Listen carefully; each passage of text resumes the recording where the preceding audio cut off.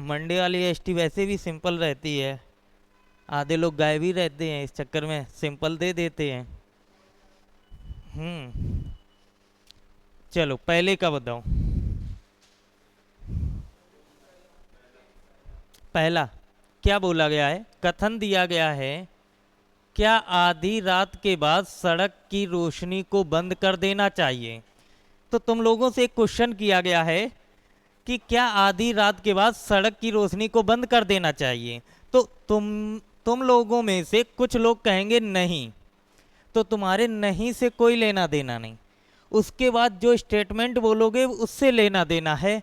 तो यहाँ तुमने बोला क्या, आंकड़े बताते हैं अगर सड़क की रोशनी बंद हो जाती है तो अपराध और दुर्घटनाएं बढ़ जाती हैं।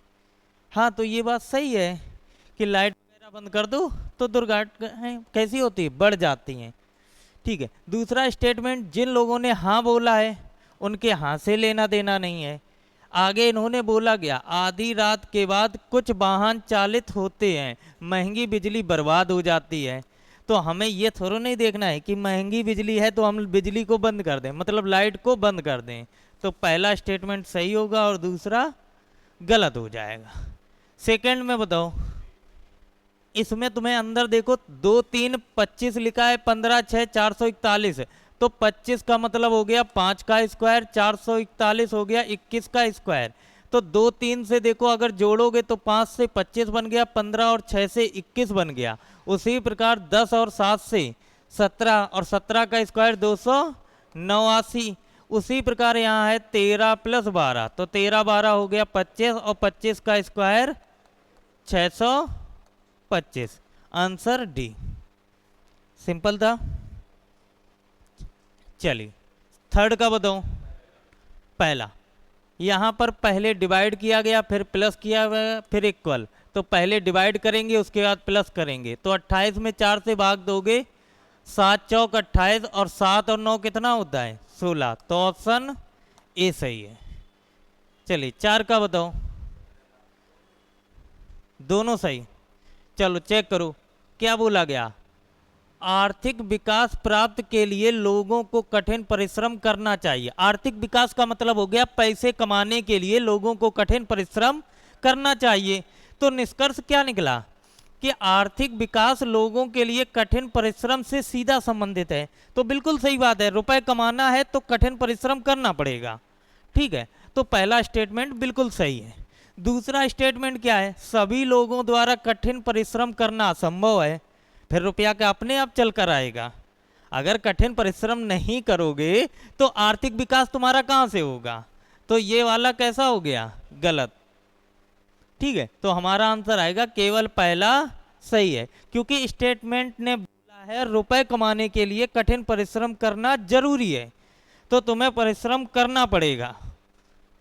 5 नंबर का बताओ। कैसे 11 13 कैसे, तो कम आ रहा ना, लॉजिक बताओ, हमें तो लॉजिक सुनना है इसका। ये कोई लॉजिक नहीं है, ये तो फिर तुक्का वाला हो गया। लॉजिक है तभी तो दिक्कत है कि तुम लोगों के आंसर आ जाते, अच्छी बात है लेकिन लॉजिक भी सही दिया करो। ये देखो 4 6 8 12 ये सम संख्याएं लिखी हैं, और जो सम संख्या है इस 4 को अगर तुम ध्यान से देखो तो 4 से 35 बना है। तो यहाँ 35 ना देखकर 3 और 5 के बीच में क्या आया है, 4।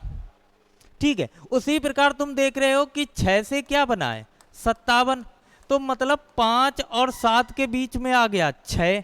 उसी प्रकार जो 8 बना है वो 7 और 8 के बीच में 11। तो यहाँ 6 से 7 हुआ, 4 से 5 हुआ, यहाँ 8 से 11 क्यों हुआ, यहाँ भी तो +1 होना चाहिए। और अगर ऐसा है तो तुमसे पूछा गया 12 का बताओ, तो तुम इन नंबरों को देखो और इन नंबरों को देखो, इनमें क्या खासियत है। ये सारे नंबर तुम्हारे क्या हैं, प्राइम। ये नंबर भी क्या हैं, प्राइम।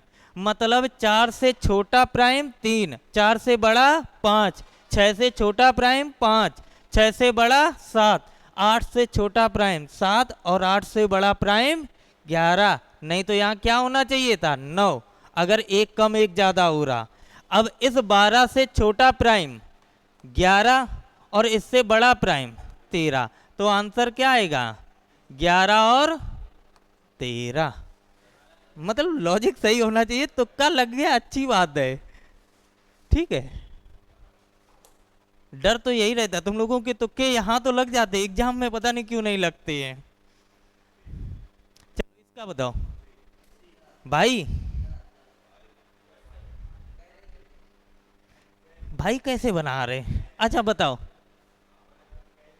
अच्छा देखो बोला गया गया, एक लड़की की ओर संकेत करते हुए चेतन ने कहा, लड़की की ओर संकेत किया किसने कहा, चेतन। चेतन ने क्या बोला, मेरी, तो सबसे पहले आएगा चेतन। अब चेतन लड़का है या लड़की, पता नहीं, नाम से कभी जेंडर वेरीफाई यहां नहीं करना, नहीं तो चेतन को तुरंत लड़का बना दो या लड़की बना दो। नाम से जेंडर वेरीफाई नहीं, जब तक क्वेश्चन उसको खुद लड़का या लड़की ना बनाए।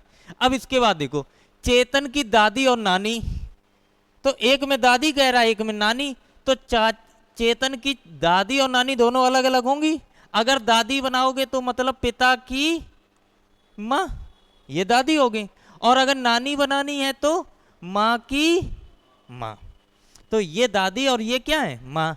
तो मेरी दादी नानी की एकमात्र संतान, तो इनकी एकमात्र संतान मतलब दादी का ये हो गया उसका बेटा, नानी की एकमात्र संतान चेतन की माँ हो गई, ठीक है।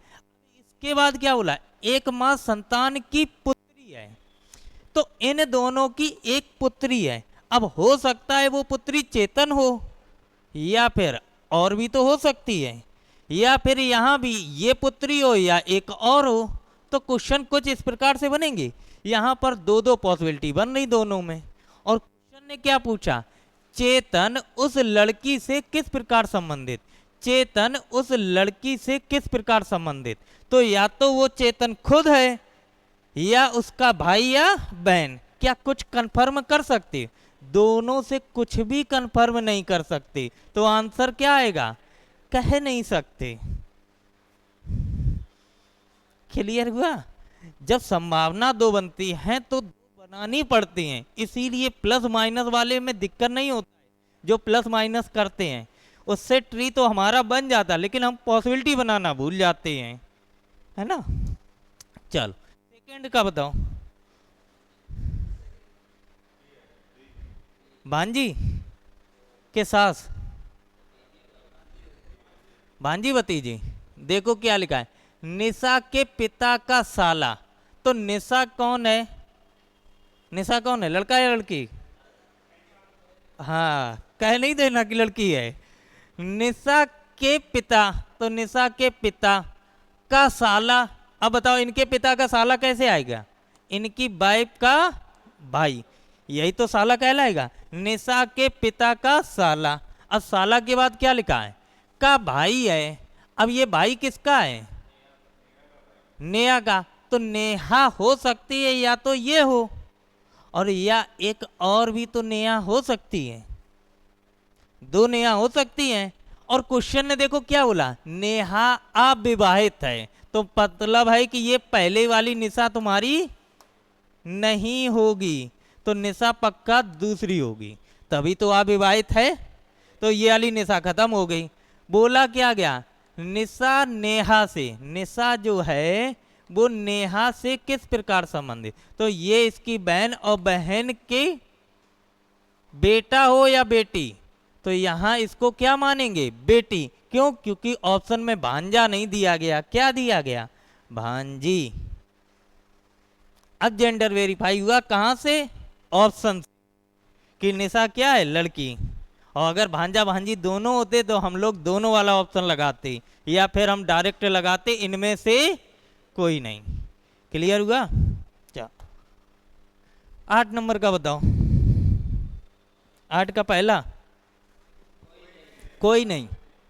पूछा क्या गया, कीबोर्ड और लैपटॉप, कीबोर्ड यहां पर है, लैपटॉप यहां पर है, तो ये जुड़ेंगे नहीं, तो पहला तो गलत है, क्योंकि हमें दोनों को जोड़ना था। कीबोर्ड यहां पर मिल रहा, लैपटॉप यहां पर, यहां कोई कॉमन नहीं, तो पहला गलत हो गया। दूसरा देखो क्या दिया गया, दूसरे में मॉनिटर और लैपटॉप।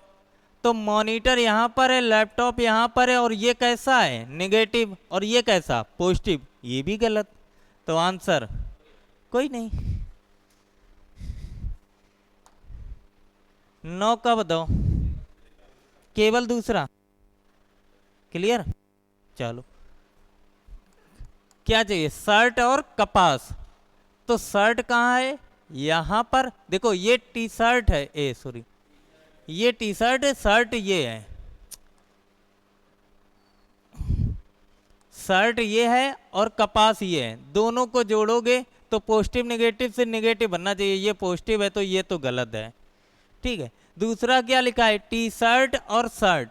तो टी शर्ट और शर्ट के लिए सिर्फ स्टेटमेंट फर्स्ट को देखो, और फर्स्ट स्टेटमेंट कैसा है नेगेटिव, ये भी कैसा है नेगेटिव, ऊपर दोनों के पास 100-100, नीचे भी दोनों के पास 100-100, तो ये कैसा हो गया सही।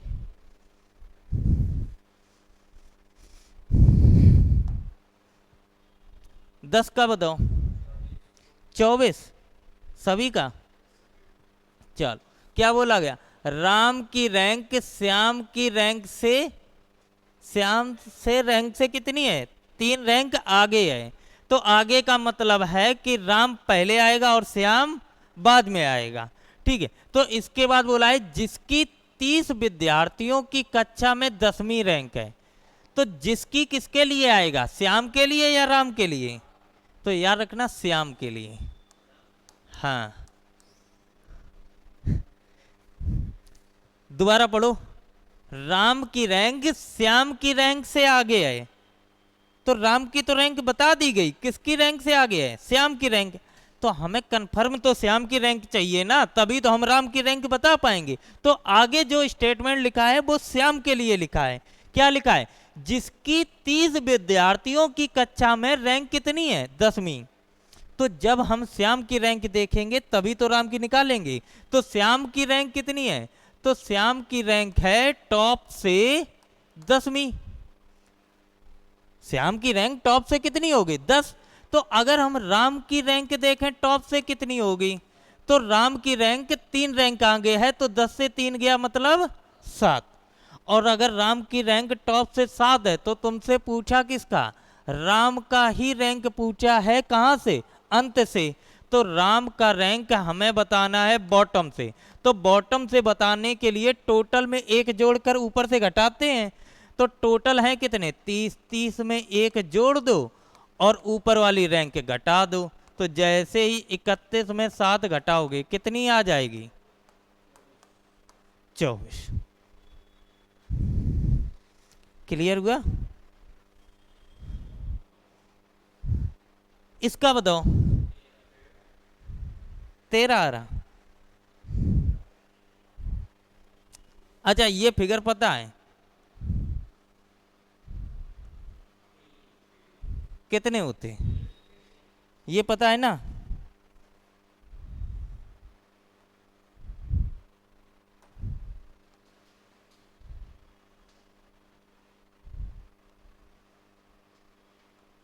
इसमें कितने होंगे, अरे इसको मतलब ऐसे कर दो, कितने होंगे, इसमें कितने होंगे, 6। 1 2 3, 3 2 5 और 1 6। तो इस फिगर को अगर हम ऐसे घुमा दें तो इसमें कितने निकलेंगे, 6। और इसी फिगर में अगर इधर से जोड़ दिया जाए कुछ इस प्रकार से, तो 6 यहां से निकले थे, तो 6 यहां से भी तो निकलेंगे, निकलेंगे ना। और जब इन दोनों फिगर को जोड़ेंगे तो जोड़ने के बाद जो ये एक सीधी लाइन बनेगी, और इस सीधी लाइन से देखो कितने फिगर बनेंगे, एक तो ये बन जाएगा, अगर ऊपर बना तो नीचे भी बनेंगे, तो एक तो ये बन जाएगा। तो 12 के बाद 13, 14 और 1 15, तो 12 वो 3 ये, तो टोटल हो कितने जाएंगे, 15। क्लियर। चल इसका बताओ, बोला है कि डांसर को दर्शाता है जो सिंगर है, मतलब डांसर और सिंगर चाहिए लेकिन कॉलेज के स्टूडेंट नहीं। तो कॉलेज के स्टूडेंट मतलब ये सारे नंबर हटा दो, और जैसे ये सारे अल्फाबेट हट जाएंगे तो इसके बाद तुम्हें कॉलेज और सॉरी डांसर और सिंगर के कॉमन वाले चाहिए। तो कॉमन वाले कौन से हैं? सिर्फ ए। तो इसका आंसर क्या आ जाएगा? Option B. 13 का बताओ। कितना? ये भर गया इधर।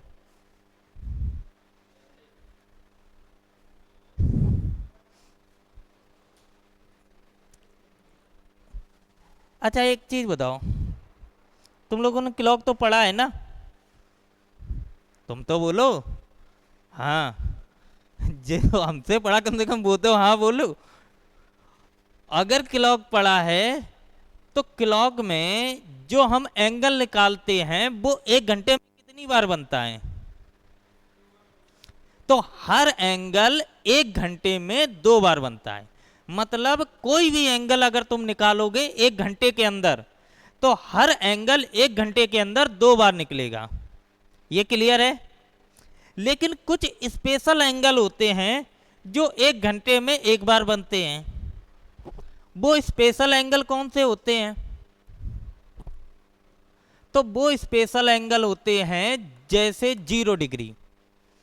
0 डिग्री की खासियत ये है कि ये 1 घंटे में 1 बार बनता है। 1 घंटे में कितनी बार बनता है? 1 बार। तो बताओ भैया ये 12 घंटे में कितनी बार बनेगा? तो 12 बार बनना चाहिए, लेकिन ये बनता है 11 बार। उसी प्रकार 180 डिग्री की भी खासियत है कि ये भी 1 घंटे में 2 बार नहीं बनता है। कितनी बार बनता है? 1 बार बनता है। तो बताओ अगर बोला जाए 12 घंटे में कितनी बार बनेगा? तो ये भी बनता है 11 बार, मतलब 12 बार ये भी नहीं बनता है। उसी प्रकार तुम्हारा आ जाता है 90 डिग्री। तो 90 डिग्री में भी कुछ खासियत इस प्रकार आ जाती है कि ये वैसे तो 1 घंटे में कितनी बार बनता है? 2 बार। वैसे तो 1 घंटे में कितनी बार बनता है? 2 बार। तो जब 12 घंटे की बात आती है तो ये 12 घंटे में कितनी बार बनना चाहिए? 24 बार। लेकिन ये बनता कितनी बार है? 22 बार। कितनी बार बनता है? 22 बार। और अगर ये 12 घंटे में 11 बार तो 24 घंटे में 22 बार। ये 24 घंटे में कितनी बार बनेगा 0 डिग्री? 22 बार। 12 में 11 तो 22 में 24 में 22। उसी प्रकार 12 में 11 बार तो ये भी 24 घंटे में 22 बार। उसी प्रकार ये 12 घंटे में 22 बार तो 24 घंटे में 44 बार। तो इसका आंसर क्या आएगा? 44।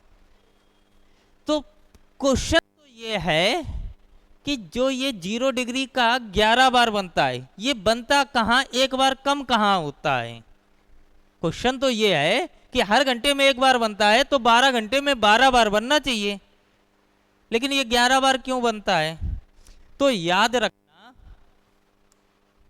कि 12 बजे वाले 11 से लेकर 1 के बीच में, 11 से लेकर 1 के बीच में कितने घंटे होते? 2 घंटे। कितने घंटे होते? 2। तो इन 2 घंटे में 2 बार बनना चाहिए, लेकिन ये बनता है सिर्फ 1 बार, और वो टाइम होता है 12 बजे का। वो टाइम होता है 12। मतलब 11-12 के बीच में 12 बजे बनेगा, और 12 और 1 के बीच में भी कितनी बार बनेगा? 12 बजे। मतलब इन 2 घंटे में ये 2 बार ना बनकर कितनी बार बनता है?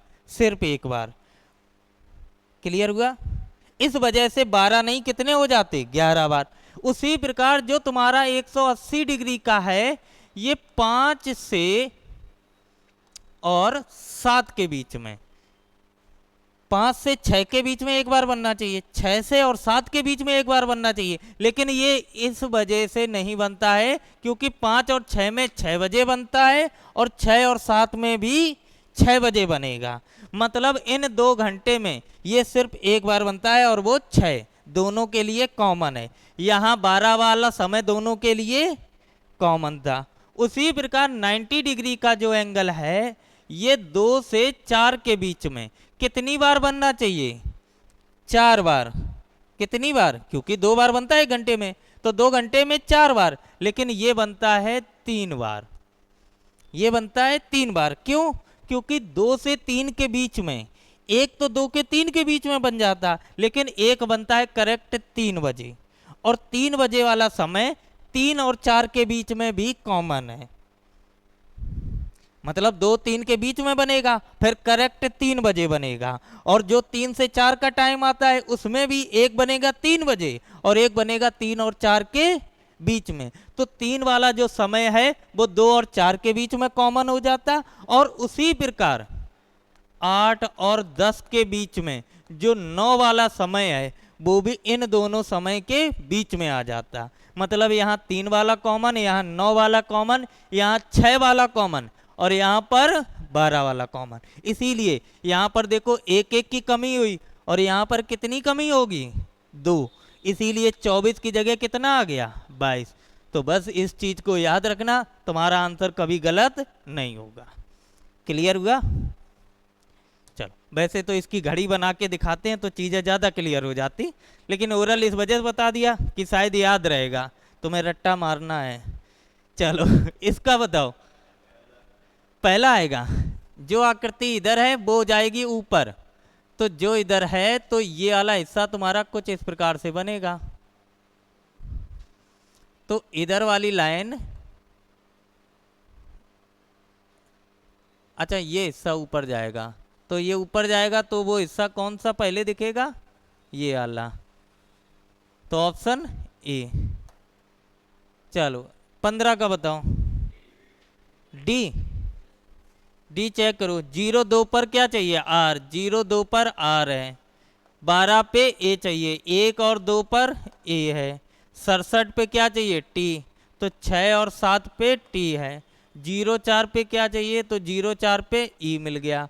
इसके बाद एस चाहिए 96 पे, तो 9 और 6 पे एस है। ऑप्शन कौन सा? डी से।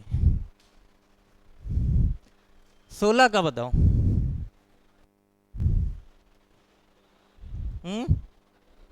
आएगी नहीं?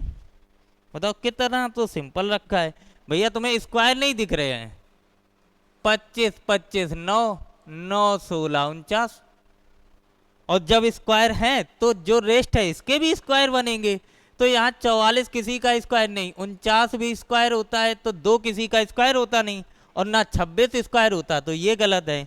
उसी प्रकार 49 स्क्वायर है, 25 भी है, 16 भी है, 9 भी है। इधर देखोगे 49, 25, 64, 4।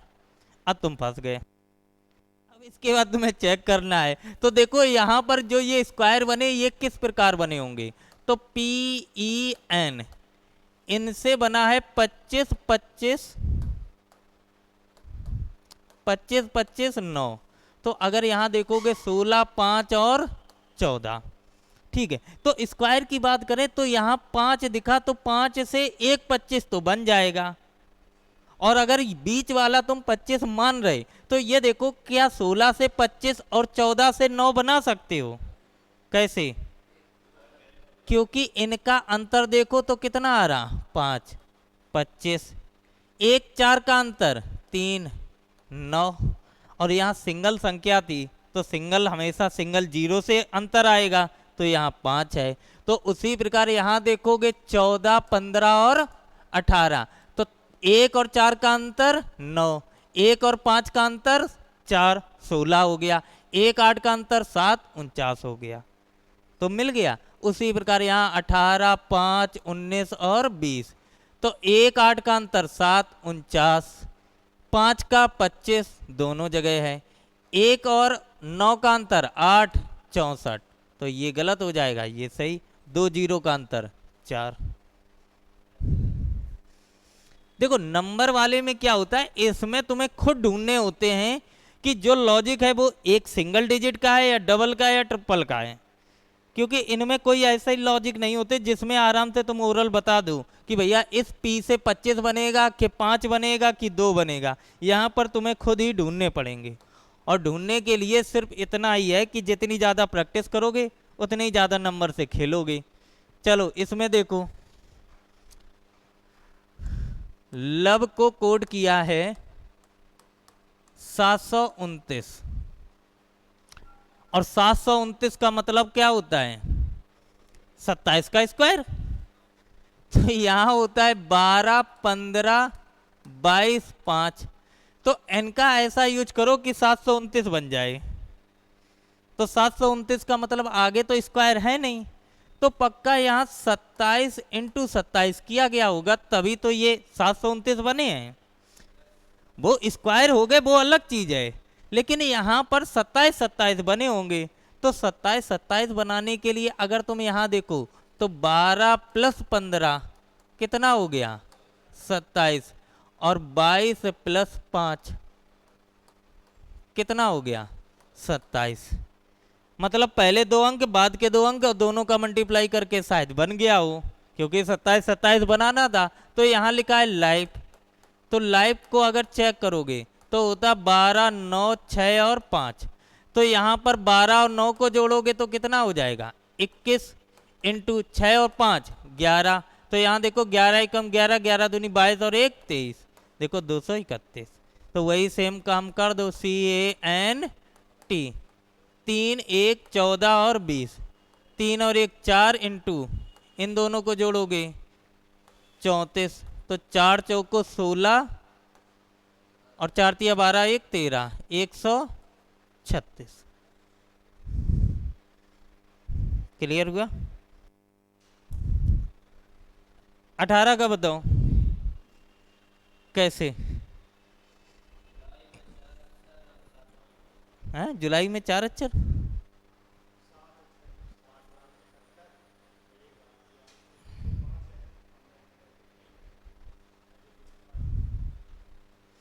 ऐसे क्वेश्चन 1-2 जनवरी वाले करवा चुके हैं, और वो क्वेश्चन तुम्हें हमेशा इलॉजिकल मिले हैं। तो ये भी तुम्हारा इलॉजिकल क्वेश्चन ही है। कैसे? अगर तुम देखो तो जनवरी पहला महीना होता तो यहाँ 1 है, मार्च तीसरा होता 3 है, मई पांचवा होता तो 5 है, और जुलाई सातवां होता है तो आएगा 7। तो यहाँ एक ही ऑप्शन में 7 है, इस वजह से डी। लेकिन ये 4 कहाँ से आए हैं? तो हम कह सकते हैं यहाँ टोटल लेटर कितने हैं? 7। तो 7 लिखा है। यहाँ टोटल लेटर 5 5, यहाँ टोटल 3, यहाँ टोटल 4। तो देखो यहाँ 4, इस वजह से 4 आया।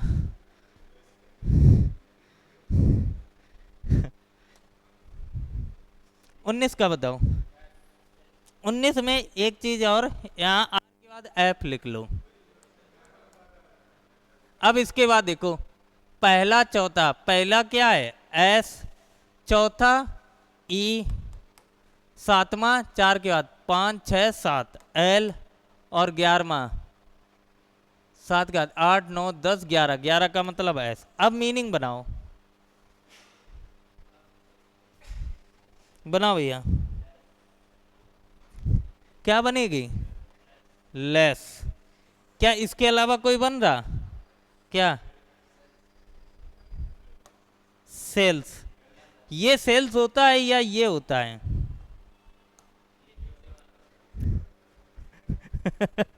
ये कोई नहीं होता है, ये वाला सेल होता है, जिसको ऐसे लगा दोगे सेल्स। ठीक है, तो इससे एक ही मीनिंग बनेगी, वो बनेगी सेल। लेस। क्या बनेगी? लेस।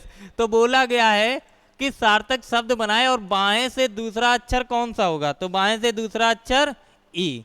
इसके बाद यदि 2 से अधिक शब्द बनते तो एक्स का उत्तर होगा, और सार्थक अंध नहीं तो बाई। मतलब बन तो गया है, 2 बन नहीं रहा, नहीं तो एक्स आंसर होता, और अगर बनता नहीं तो बाई आंसर, और अगर बन गया तो बाएं से दूसरा लेटर क्या है? ई।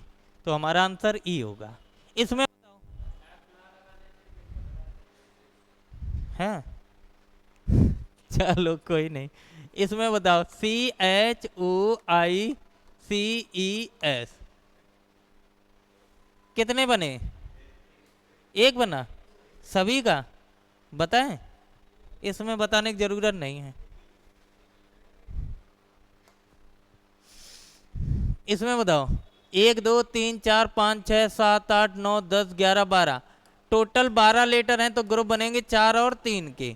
तो 1 2 3 4, 1 2 3 4, 1 2 3 4, 4 4 के ग्रुप बन गए। हर ग्रुप का पहला लेटर टी टी, यहाँ टी की कमी टी कर दिया। सेकंड लेटर ई ई ई, ठीक है। आर है, यहाँ आर की कमी आर कर दिया, यहाँ आर है। तो देखो सेकंड ग्रुप कंप्लीट हो गया। T E R S, T E R S की कमी, टी ई आर एस की कमी, तो फिर क्या हो गया? S R T S, option चौथा। 22 का बताओ। हाँ, क्वेश्चन ने क्या बोला? उस अकेले अक्षर का बताओ जिसमें निम्नलिखित शब्दों में से हटाने पर एक नया शब्द बन जाए। मतलब यहाँ पर एक ऐसा वर्ड हटाएं, एक लेटर हटाएं जिससे आगे जो मीनिंग बनेगी वो एक सार्थक शब्द बन जाए। तो अगर एच हटाओगे तो एच यहाँ और यहाँ दो जगह हट जाएगा, इन दोनों में एच है ही नहीं, तो पहला ऑप्शन गलत। दूसरा देखोगे टी यहाँ पर है, यहाँ टी है, यहाँ टी, यहाँ टी, तो अगर यहाँ से टी हटाओगे तो ओ और बाई से कोई भी शब्द नहीं बनेगा, तो ये गलत। ई ऑप्शन में पहले में है नहीं, तो ये गलत। तो एक ही बचा बाई। तो देखो यहाँ से अगर बाई हटाया तो टू मीनिंग बन जाएगी, यहाँ से बाई हटाओगे ईट बन जाएगा, यहाँ से बाई हटाओगे हेल्थ बन जाएगा, यहाँ लेंथी से बाई हटाओगे लेंथ बन जाएगा। ठीक है, इसका बताओ। 12 क्या किया गया? हाँ, कुछ नहीं, 27 में 3 से भाग करोगे 9, 16 में 4 से भाग करोगे 4, 9 4 13। उसी प्रकार 42 में 7 से करोगे 7 छंग 42, 65 में 13, 13 पचे 65, तो 6 5 11। उसी प्रकार 27 में 9 का करोगे 9 तिया 27, 72 में 8 का करोगे 8 ने 72, 9 और 3 12, तो आंसर क्या आएगा? 12 आएगा। इसका बताओ। इसके आंसर देने का क्रम मैं बताया है कि सबसे पहले प्राइम चेक करेंगे, क्यूब चेक करेंगे, स्क्वायर चेक करते हैं, इसके बाद डिवाइड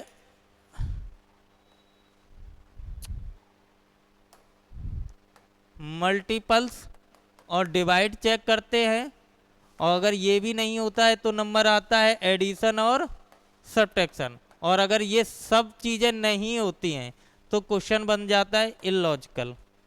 ठीक है, तो तुम्हारा क्वेश्चन ये इलॉजिकल है। बस तुम्हें देखना है 1 6 7 से 43 बनाना है। अब बनाओ, कैसे बनाओगे? तो 6 7 42 में एक जोड़ा 43, 1 + 6 × 7, तो 6 7 42, 42 में एक जोड़ा 43। उसी प्रकार यहाँ पर 2 + 4 × 5, तो देखो यहाँ पहले जोड़कर मल्टीप्लाई नहीं, यहाँ बोर्ड मास लगा है, तो पहले मल्टीप्लाई करो। 4 पंचे 20, और 20 में 2 जोड़ोगे 22, है ना? नहीं तो यहाँ पर अगर तुम चेक करो तो 1 और 6 7 7 7 49, देखो यहाँ 49 नहीं हो रहा था। ठीक है, तो यहाँ भी बोर्ड मास इन लोगों ने लगा रखा है। इसका बताओ। ऐसा क्वेश्चन मैं करा चुका हूँ, इसमें नहीं, मतलब क्लास में कराया है। नीचे सर नहीं करूँ, अंकुश। इसमें कुछ नहीं है, बहुत सिंपल क्वेश्चन है, बस लैंग्वेज को पढ़ना है। आजकल के जो डाइस वाले क्वेश्चन बने रहे हैं उनमें ये नहीं बनकर 4 डाइस आ जाते और तुमसे क्वेश्चन पूछ लिया जा रहा। आजकल लैंग्वेज वाले क्वेश्चन बहुत डाइस के चल रहे हैं। ठीक है, क्योंकि लैंग्वेज वहीं से बन रही जहां फिगर बनते थे, फिगर को ही उन्होंने कन्वर्ट करके लैंग्वेज में रख दिया। अब जैसे इस क्वेश्चन को तुम अगर ध्यान से पढ़ते तो इन्होंने देखो क्या बोला, नीचे दिए गए प्रत्येक पासे के विपरीत सतहों का योग 7 है। अगर विपरीत सतहों का योग 7 है तो वो पासे कौन से होंगे? पासे कौन से होंगे? मानक पासे। दो ही प्रकार के पासे होते, मानक और साधारण। मानक पासे की खासियत उनके विपरीत सतहों का योग 7, और साधारण पासे की खासियत उनकी पड़ोसी सतहों का योग 7। तो यहाँ क्या लिखा है? कि प्रत्येक पासे के विपरीत सतहों का योग 7 है। तो मतलब ये जितने पासे दिए गए ये सभी क्या हैं, मानक पासे। और अगर ये मानक पासे हैं तो इसके लिए इन्होंने बोला है कि ऊपरी सतहों की संख्या गायब है। तो ऊपरी सतहों की इन्होंने संख्या गायब की। इसके बाद क्या बोला है, यदि पासा 1 2 3 पासा 1 2 3 के नीची सतहों पर सम संख्याएं हैं, मतलब इनकी जो निचली सतह हैं उन पर कौन सी संख्याएं हैं, सम संख्या। तो तुमसे पूछा है ऊपरी सतहों की संख्याओं का योग बताने, कि इनकी ऊपरी सतह बताओ और इन सतहों को बताने के बाद हमें उनका क्या बताना है, योग बताना है। तो क्या नहीं निकाल सकते, निकाल सकते। कैसे, कि ये अगर सभी तुम्हारे कैसे हैं पासे, मानक, कैसे हैं, मानक। तो मानक में विपरीत सतहों का योग 7 होता है। तो अगर ये 2 है तो पीछे 5, इधर 1 है तो पीछे 6, 1 6 हो गया, 2 5, तो बचा क्या, 3 और 4। क्या बचा, 3 और 4। और 3 और 4 में बोला गया नीचे वाली सतह कौन सी संख्या है, सम संख्या। तो नीचे हो जाएगी 4 तो ऊपर 3। उसी प्रकार दूसरे में देखो, 4 है तो 3, 2 है तो 5, बची क्या, 1 और 1 और 6 में नीचे आ जाएगी 6, क्योंकि सम है। तो ऊपर क्या बचेगा, 1। उसी प्रकार थर्ड में 5 है तो 2, 1 है तो 6, बचा क्या, 3 और 4। तो 3 4 में नीचे आ जाएगी 4, क्योंकि सम संख्या। तो ऊपर क्या आ जाएगी, विषम मतलब 3। और ऊपर की संख्याओं का हमें बताना सम। तो 3 और 3 6 और 1 7।